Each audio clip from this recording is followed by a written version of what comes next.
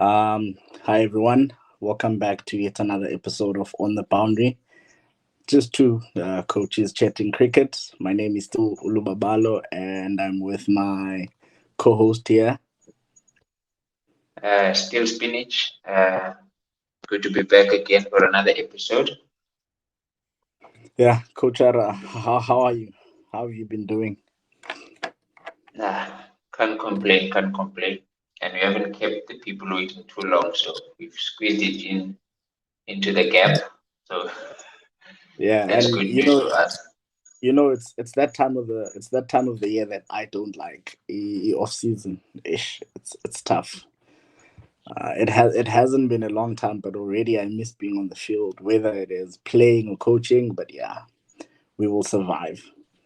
So today on our episode will basically be, I wouldn't really call it a reflection, but if you want to call it a reflection, you can call it a reflection. It's fine.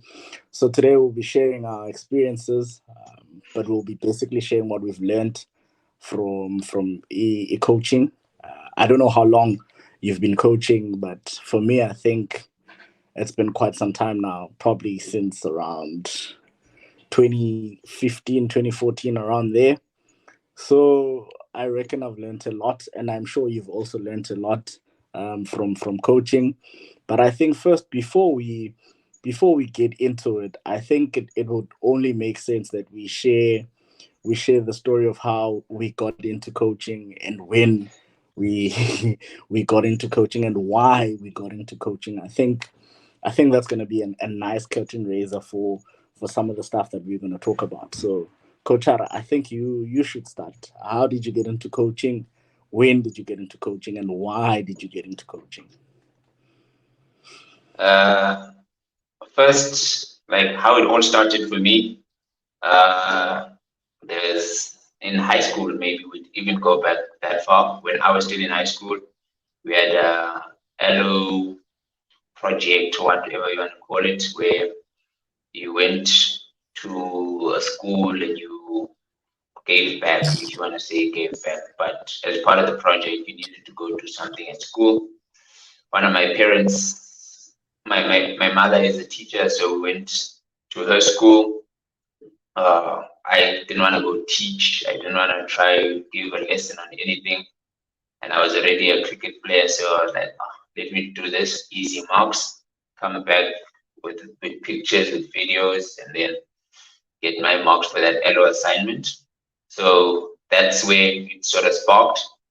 But after that, after I got my marks, it was still a while before I got back into like really start coaching. When I got here in Pretoria, I started off. First year I got here, I didn't play any cricket, and then second year I started playing.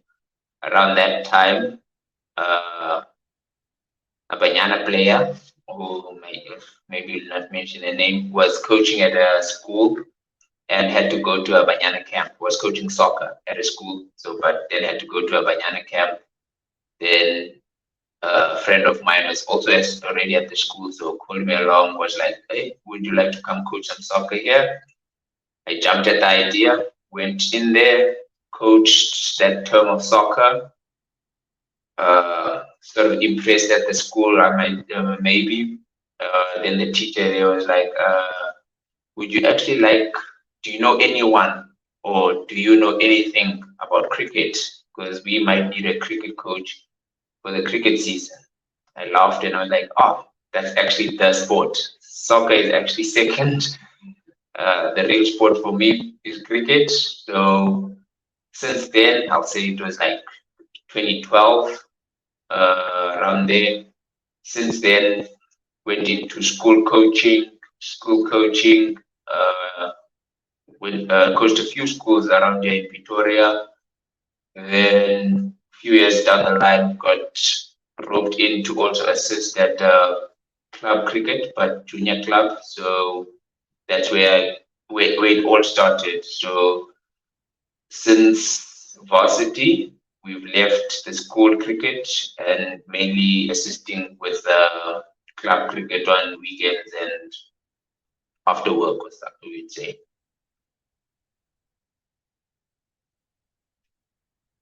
You've muted yourself, Coach. Huh? I only just realized now. I'm saying your story is a bit more interesting. Now, funny enough, I used to hate coaching. A lot of people don't believe that today. That I used to hate coaching. Like I never liked it. I was one of those. I was one of those players who I never understood why I could do something and someone else couldn't do it. So for me to be able to try and coach someone and say, this is how it's supposed to be done, I'd be doing it, but I wouldn't want to do it because I'm like, why don't you understand? This is how you hit the ball. So I used to dislike coaching. And I remember I was at under 15. I was playing under 15 at my school back then. And the coach asked me to help out with the under 13s. And I didn't know, I didn't want to do it, but I did it. But never mind that. So how it started for me is I remember I had enrolled at NMU in 2014, and then due to some situations that happened, financial reasons, marks, and my mental health issues that I had at the time, I had to drop out. And I remember I dropped out for like 2 years because I couldn't come back. I didn't even have the money to pay. So I was sitting back home and I was enrolled at Boston. I remember that's one of the years you and I met. I was enrolled at Boston campus in Hatfield. So staying at home, seeing the kids roaming around, I felt I needed to do something to keep myself busy. Also because I had been trying to recover in terms of mental health. Yeah. So I thought, you know what? Let me just gather these boys and girls and just teach them cricket. And for some reason, I fell in love with coaching there and then because then I didn't even have a level one coaching. So as I kept on working with those kids, coaching them, seeing how they were growing into it and how they were enjoying it, I sort of fell in love with coaching. And I think, yeah, it sort of just sparked that passion in me. And here I am today, this person who enjoys coaching and this person who loves coaching so much. Even though I reckon it's probably one of the hardest jobs to do. It's a bit like teaching. I normally say coaching is a thankless job, and I know a lot of professional coaches would agree with me. Today you're on a high, and tomorrow you're on a low. You you basically depend a lot on your athletes for people to be able to recognize you. It is based on how your athletes do, and it's not easy. But yeah, Coach Ara, I think okay, you're gonna start again. What's the one thing that you have learned from coaching? What's the one thing that coaching has taught you? Uh, for me, maybe you could say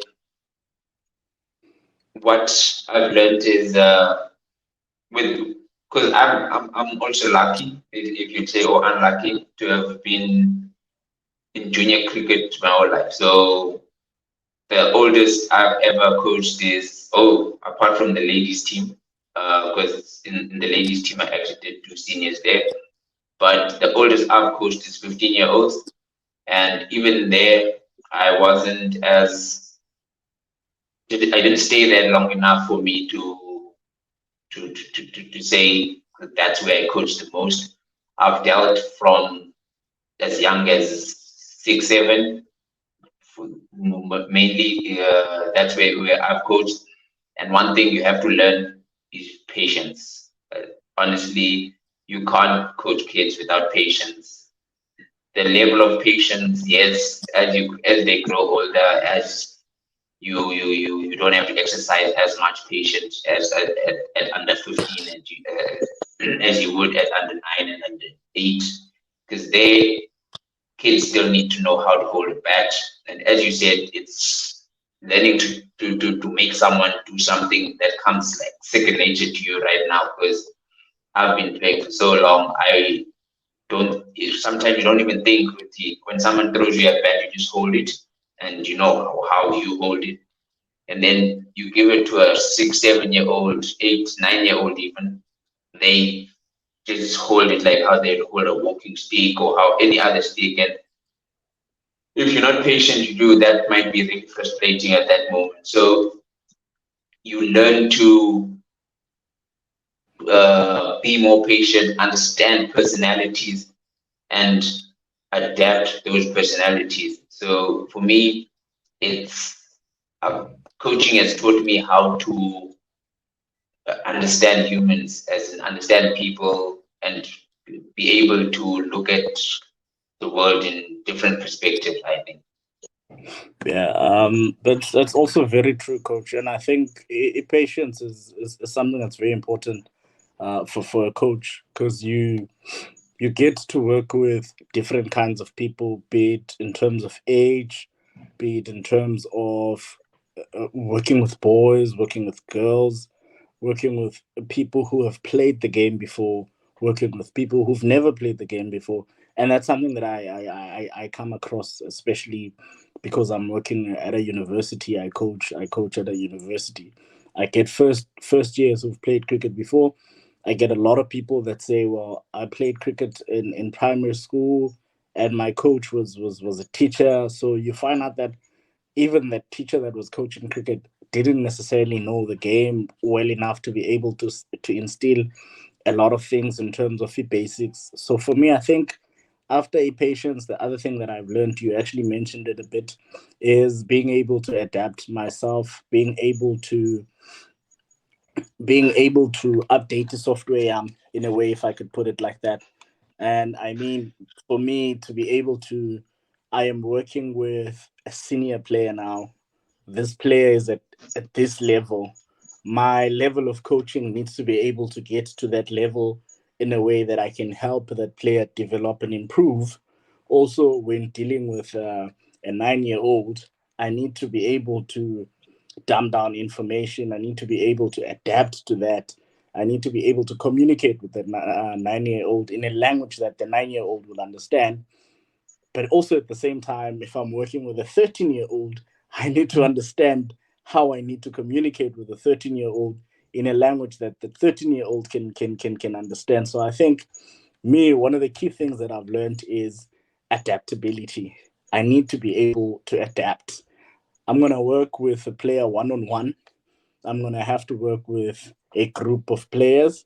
And when working with a group of players, that means I'm working with people who have their own personalities. And those personalities might clash at times. How do I, as a coach, try and get those personalities to work towards one common goal? So, adaptability is key. So you said patience, and I'm saying I've learned to adapt. I've learned to be able to update my software based on the requirements of the situation where I am. What's the other thing, coach, that you'd say you have learned from coaching? Uh, what you're saying there now with adaptability, I just wanted to add something on that first, because what a lot of people think adaptability, you need to adapt to levels of knowledge of the kids, as you said. So one kid doesn't know anything about cricket, and you need to dumb down your information, how you get that information through to them. And then some kid is knows all the terms, is really knows what he's talking about. So when you speak to him, you wanna speak the right terms and make sure he's understanding you correctly. But I also believe like you need to study and understand the personalities of the kids, because you get one kid where I tell him, he gets out, he comes to you, you're like, that was a rubbish shot, my friend. And he understands what you like, Yeah, how you mean it. And when another you same thing, same story, kid gets out playing a rubbish shot, you tell him that, and he might take it as an insult and an attack on yeah, him, while the other one knows that it's just this constructive criticism, and he needs to know, look at the shot that he played and things like that. So yeah, sometimes the personalities, especially, and cricket's a team sport. You can't say I'm a strict coach and that's who you are. But I might be strict to 3, 4 of the kids. Need to be a little softer to 2 of them, and be jokey with. So you need to adapt how you are as a coach. You might have your style of coaching. I'm one of the, I like being a little free with my coaching. not as strict, but I know that some kids need that strictness. So I need to adapt my style of coaching every time I encounter a certain group of kids. So personality adjusting your personality towards the personality of the people you are training is very important. How you interact with Luvavalo is different to how you interact with spinach. So that really needs to be is very key in growing as a coach. And I feel like that's also affected me and my play because even though I play socially now most of the time, even within the teams that I play with that I'm not coaching, I'm just there to have a good Sunday. You still need to have a way of how to interact with those. So that's definitely I've taken that into corporate world and now into my adulthood outside of coaching kids. So uh, personality adjustment, I'd say, is very Yeah, important now for me. I'm with you. I'm with you 100%, coach. As a coach, I think as a human being in general, not just moving away from cricket a little bit. I think as a human being in general, you need to have an element of adaptability or flexibility. I think that's one way that a lot of people are able to fit in different kinds of situations and different kinds of the environment. The fact that they are willing to, yes, this is who I am, but where I am now requires me to be a certain way, and I'm willing to try and move towards being a certain way just for the sake of the environment that I'm in. There's an old English saying that says, "When in Rome, do as the Romans do." So I think it is important in life in general to be a bit flexible and a bit adaptable. Going back to what we are talking about, I think the other thing that I have learned is men management. I think you spoke a lot about working with people with different personalities. And I have learned that if you are unable to manage people, you will struggle, especially when it comes to dealing with people of different personalities. And this is something that I experienced a few years ago when I was coaching an under 11 A side. Um, those boys were so good, those boys were talented, and what gave me a problem is the fact that they knew that. You know, when someone knows that they're good at something, there comes a bit of, there's always going to be an element of arrogance because I know I'm good at this and I know I'm talented. So, because of that, I was struggling to get them to play as a team because now it's me and the others, it's me and the others. So, that is when my ability to manage people was required. And I think eventually I found the answer to that. But at first it was I was like, God, how do I get these people to work together? Because our common goal, we had a common goal. The common goal was to win matches, and we were struggling to win those matches. And when I sat down and thought about it, I realized that hey, we are struggling to win matches because yes, we've got this talented side. Yes, we've got this bunch of boys who are very good. They're skilled, they're talented, but we are not pushing towards the same direction. And so I had to find a way, and of which I did. So that's why I'm saying men management is key. You need to be able to manage different people and be able to sort of get them to push towards the same side or to pull towards the same side.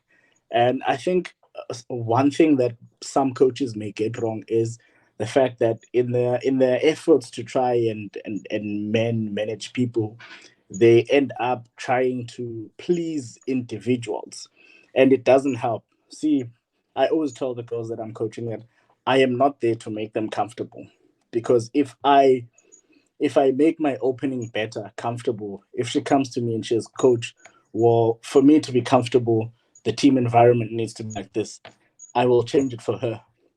Then my batting all rounder comes and says, well, no, this is what I want. And then now I've got 22 people telling me what they want, and all of them, it's different. Now I find myself in a situation where I am trying to please 22 people at once, and that's going to explode. That's going to implode in my face. So I always tell them that Mine is not for me to make you comfortable. I'm here to put you in an uncomfortable situation. Then you find a way to work around that. So, man management, very key. We need to be able to. I think the other thing that's very important is, I don't know how to put it, but you know how people believe in the best player in your team. Personally, as a coach, I don't believe in that. I remember the same year, the same group of under 11s I was dealing with, their parents would come to me and say, "Why is my son not opening the batting, but he is the best player in the team?" And I would say to them, "Well, your son is talented, your son is good, but I don't have one best player in the team. I've got 11 best players.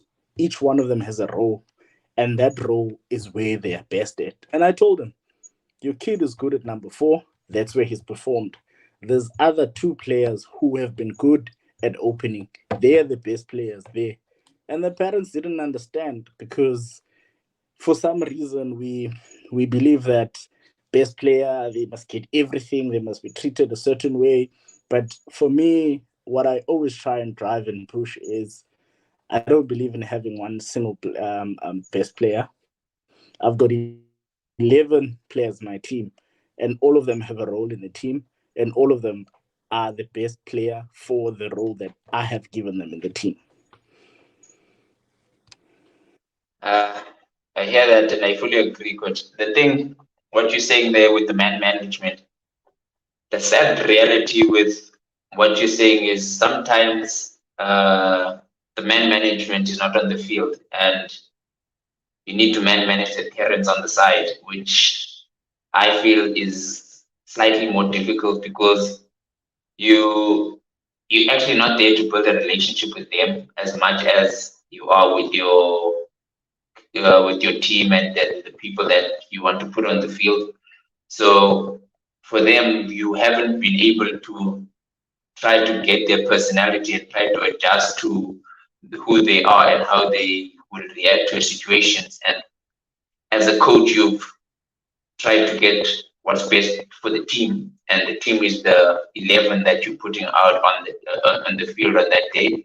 And as you said, you've got most you could say you as a team you could look at the 11, and if you really wanted to find one who you think is the best you might find, but that's not going to help the team because if the team goes into every game knowing and thinking that, oh, Luba is our best player, it leads to them not being accountable for their things because Luba didn't go score runs, or if I scored 2 runs more than Luba, I'm celebrating the fact that I've scored runs this week more than Luba, not worrying that Luba scored 10 and I scored 12, which is still not enough. But now you have players thinking that, I beat the best player, so that means I performed well. So you role definition is very important to every side. You can have that kid who can open the bat, bat at 2, bat at 3, bat at 4, bat at 5, bat at 6. So now you need to role define and balance out what I think we use the same thing with people like Clausen once upon a time from afar because we're not coaching them, but you need to balance what one player can do with what other players can't do. Yeah. So with your team now, you need to that guy who can open the batting, bat at 3, bat at 4, but can bat at 7. Now you're looking at your team and you're like, no one else can bat at 7. So even though he can also go up and open the batting, maybe not really outshine the other openers, like equally open the batting. But having him at 7, you know he's gonna really take your team over the line. He's a good finisher. He hits the ball very well. So you end up seeming to the parents, especially and outsiders of the team, they feel like, why are you not giving him a chance? But you're trying to give him a role that, yes, you give him a chance every now and then, especially at the younger age. You do rotate, you do have people coming at different positions because it also grows the player as a player and as a human. But now you've given him a role within the team which suits him and also assists the team in going forward. Because as you say, we've got one goal, yes, to become better humans, which we always say, but on a field, you're coming there to try and win games. I always have this saying because when you're coaching kids, you say we all here to have fun, which is true. We do want to have fun, but I say it's more fun when you're winning. Like it's Yeah, very enjoyable when you're winning that, games. that's true. So we try to do that with our kids. Yeah, no, that's very true, Coachy. Dealing with parents is hard. To be honest, as much as I miss working with younger kids, I'm happy I don't have to deal with parents anymore. I am not gonna lie to you. I miss working with young kids, you're on the 11s and the 9s, but it comes at a huge price dealing with parents, and I don't like dealing with parents because they, for some reason, they're always pulling in their own direction. And when, as the coach, you're trying to pull the boys or the girls towards your direction, and parents, each and every single parent, they're pulling towards their own direction. But yeah, I think it is important. You mentioned something very important when I coach, that as much as we want to have fun, it is more fun when we are winning. But of course, it also depends on the level of the game where you are coaching. At under 9, at under 11, you probably want them to have fun, and you sort of try to put the winning in your hands, even though you are not the one who's playing, but you try and get them to focus on having fun while you try and get them to win. I don't know, it doesn't make sense, but you set the field, you make the bowling changes. So you're basically trying to win the game without putting them in a situation where they feel like they need to worry about winning games and not have fun, which is nice. But then it gets to club cricket. You don't set the field, you don't make a lot of decisions on field. So it's for them, they know they want to have fun, they're gonna have fun, but they need to try and win the match also on their own. And I think the other thing that I think is really important as a coach is, I think you also need to understand yourself first. You need to understand yourself as a coach and your own coaching style. And I think that is very important. You need to understand that this is how I am as a coach. This is my coaching style. So how do I go about things when there's this situation, when there's this situation? Personally, I believe you shouldn't have one specific coaching style. You can have one that is dominant, but you also need to try and incorporate the other coaching styles. You actually did mention this. Personally, I'd like to believe I'm a more chilled coach. I'm the kind of coach that comes to you. You went out, you nicked off. I'm gonna want to know what went wrong. How do you feel? Then I'll take it from there. If I picked up something that was wrong there, I'm gonna tell you. I'm gonna ask you questions first. Uh, did you see where your head was? Did you see where your hands were, and stuff like that? While there's other coaches are gonna come shouting, yeah, watch your head, stuff like that. So for me, I'm more of a chilled type of coach, but also I do understand that sometimes I need to raise my voice, even though I don't like raising my voice. Sometimes I need to be firm. Sometimes I need to incorporate a bit of military coaching style within my coaching style. And I think it goes back to what we spoke about, the being adaptable and being flexible as a coach, which is it is something that's very important. You need to be able to you need to be able to adapt. And the other thing that I think is important for a coach, you need to be able to, it's one thing being able to play a cover drive, it's another thing being able to break down a cover drive for someone else and teach them. So it's one thing to be able to play a cover drive, it's another thing to be able to teach someone to be able to play a cover drive. I know when you're coaching at the highest level, you're not teaching now, you're polishing. But we are involved throughout. We're involved junior cricket, you go up. So for us, it's still a bit of teaching here and there. So you need to be able to impart the knowledge that you have on to your players. Coach, what has been the most challenging thing about being a coach for you? I know this one gets you by surprise because we never discussed it. But what's the one thing that you say has been the hardest about being a coach, or the most challenging for you? Uh, so something I just mentioned now. I think this year, no, not even going back more than a couple of months. Like this was the toughest I've ever had it with parents, and because at club cricket, yes, parents think they want to. They once they've gotten their kids into club cricket, the parents are serious about cricket, so they think they pushing their kids even more than. So sometimes it comes from a point of them caring or misunderstanding how to show that they care. But this was one of the toughest years I've had with some of the parents.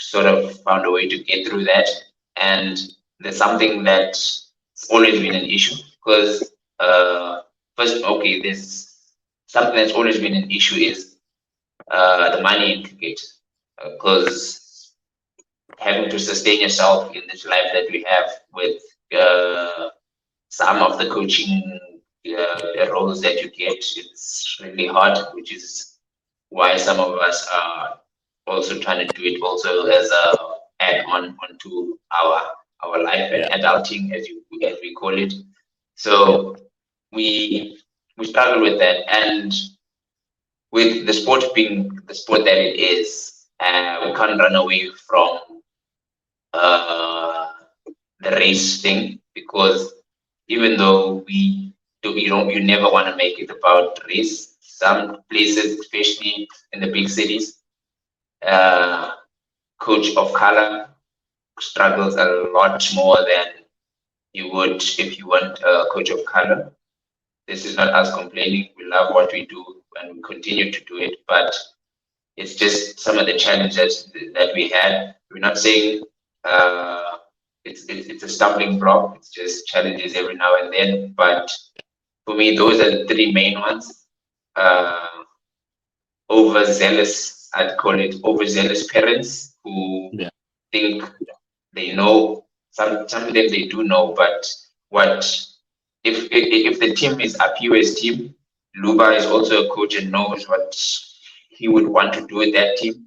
But once the team is Spinach's team, it needs to go in my yeah, direction and do what I wanted from it.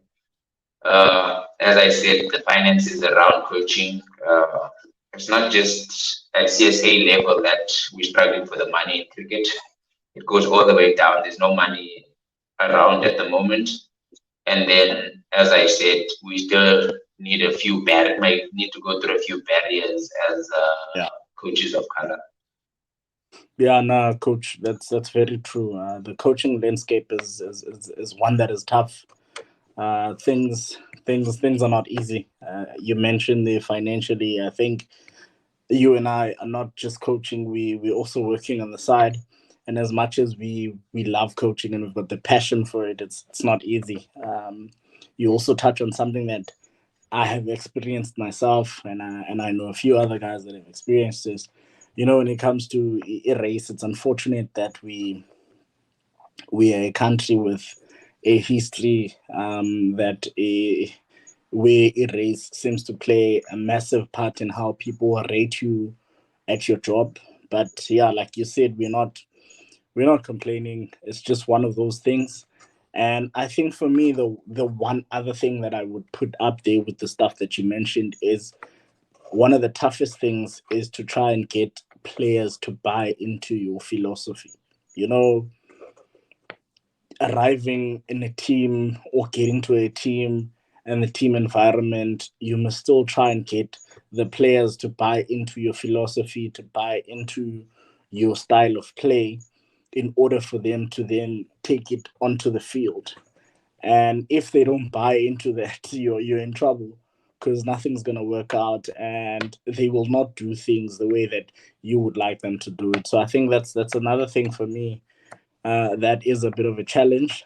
But I've along the years I've found ways to work around it. It's something that I've found ways to work around. So yeah, and I think it is important that as a coach you are able to constantly find solution. I like making an example using Graham Smith. Graham Smith knew he had limitations in his technique. He knew and he understood that. So he knew bowlers that would give him a trouble problem. So whenever there was a bowler that was troubling him, he would go back. He would go back. He would reflect. He would look at what the bowler was doing to try and exploit his weakness. Then he would look at his weakness. Then he would try and find a way to combat whatever the bowler was doing. And I think as a coach, you need to be able to do that. You need to be someone who goes back and updates their software or tweak wherever you have to tweak in order for whatever it is that you're doing to work. And yeah, and I feel like, coach, there's a lot of things we can talk about when it comes to coaching. Another one is selection. I've come to realize that a lot of people think selection is just clear cut. It's who is better than who, but there's more to selection than just who is better than who, who's averaging more than who. And I think maybe one day we should talk about a selection in depth, and maybe invite someone who has been a selector. Because as much as we are coaches, I haven't been a selector. Uh, the only time I'm a selector is when I select my own team, but I haven't been in a space where I'm part of a selection panel and we're going through. But I do believe that there's more to selection than just picking who's better than who. It's about who fits into the team. It's about who complements the combinations that you have. It's about who brings what to the team. So you could have two players, one averages 100 and the other averages just half of that, but he also offers something with the ball and he can field. There's no way you're going to go for the guy who averages 100. You're going to go for the guy who offers you a lot more. So, and I think those are things that people need to understand. But yeah, coach, it was a great chat. I always enjoy chatting cricket with you, which is why we are just two coaches chatting cricket. I don't know if you wanted to say anything in closing. No, I did want to speak to something shortly. Like, Yeah, what's very important with teams and with young coaches, especially, is backing. I think, like, if you could get a support system that backing works for players, works for coaches, works for a lot of things. So if you get people who back you, like my favorite story as a coach is taking a team from grade one, because I'm not even going to tell you about age groups from grade one all the way to grade seven, and having them become not world beaters, but formidable team that in grade from grade five to grade seven, losing maximum of 2 games a season and playing close to 10 games each season. So you knew that a team that was losing game in, game out in grade one, and a school that is known, which is not known for cricket here in Victoria, but having been backed and allowed to grow with the boys, grow with the team, ended up with a team that could get results. So backing is very important for a coach, I feel. yeah, no, that's true, coach. Backing is very important. So, which is why I think we also need to thank the people that have backed us, the people who are watching our videos, the people who are watching our videos, the people who are sharing whenever we have a video that's out, the people who are subscribing. We thank you. We appreciate the backing. Please continue to back us, and yeah, just watch us grow into this thing. It's very new to both of us, and I know most of you might not know it. It's not something that's very close within our personalities, even though I might be loud on social media and stuff, but it's something that's a bit on the far right of our personalities. So for us, It's a learning curve, and we've been enjoying it. So yeah, thank you for the backing, and we hope that you're going to keep backing us. We hope that you're going to enjoy this video about coaching. We also hope that you're going to ask questions. You have questions, we are more than willing to make a video answering your questions. So yeah, thank you so much, and I hope you enjoy this chat. And please don't forget to subscribe, like, and share, and tell everyone you know that loves cricket, that enjoys listening to different opinions about cricket. Plus, we bring you fresh opinions from a coaching perspective. We've got a lot of interviews that are lined up with some very interesting cricket people. So, yeah, thank you so much and enjoy. Cheers, Coachy. Cheers, cheers.